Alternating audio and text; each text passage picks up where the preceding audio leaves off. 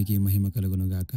యేసు కృపా పరిచర్య YouTube channel చూస్తున్న మీకందరికీ యేసుక్రీస్తు నామములో శుభములండి. నేటి సజీవ వాక్కు యిర్మీయా వ్రాసిన గ్రంథం 40వ అధ్యాయం 4వ వచనం.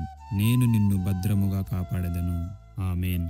ప్రియులారా, ఈ వాక్యంలో దేవుడు తన దాసుడైన యిర్మీయాకు ఒక భరోసా ఇస్తున్నాడు. యెరూషలేము నాశనమై ప్రజలు చెదిరిపోయిన పరిస్థితుల్లో ఉన్నా కూడా దేవుడు తన దాసుని భద్రముగా కాపాడుతానని చెబుతున్నాడు. దీని అర్థం ఏమిటంటే, మన చుట్టూ ఎన్ని సమస్యలు వచ్చినా, మనకు భయానికి గురి చేసినా దేవుడు తన వాగ్దానాన్ని మరవడు. ఆయన తన ప్రజలను కాపాడుతూ వారికి రక్షణను ఇస్తాడు. మనం ఆయనను నమ్మితే ఆయన మన జీవితంలో కలిగే ప్రతి పరిస్థితిలోనూ క్షేమాన్ని ఇస్తాడు. ఈ వాక్యం మనకు ఏ విపత్తు వచ్చినా దేవుడు మనకు భద్రత, రక్షణ కలిగిస్తాడు అనే నమ్మకాన్ని ఇస్తుంది. కాబట్టి దేవుడు నిన్ను తన శక్తివంతమైన హస్తము క్రింద భద్రముగా కాపాడునుగాక.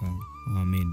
ఈరోజు ఈ వాక్యంతో మనలను మాట్లాడి బలపరిచిన దేవునికి మహిమ కలుగునుగాక.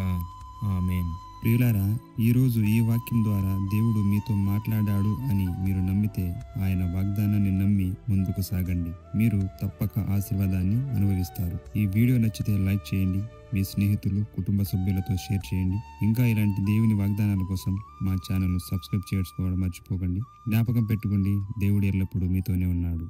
ఆమేన్.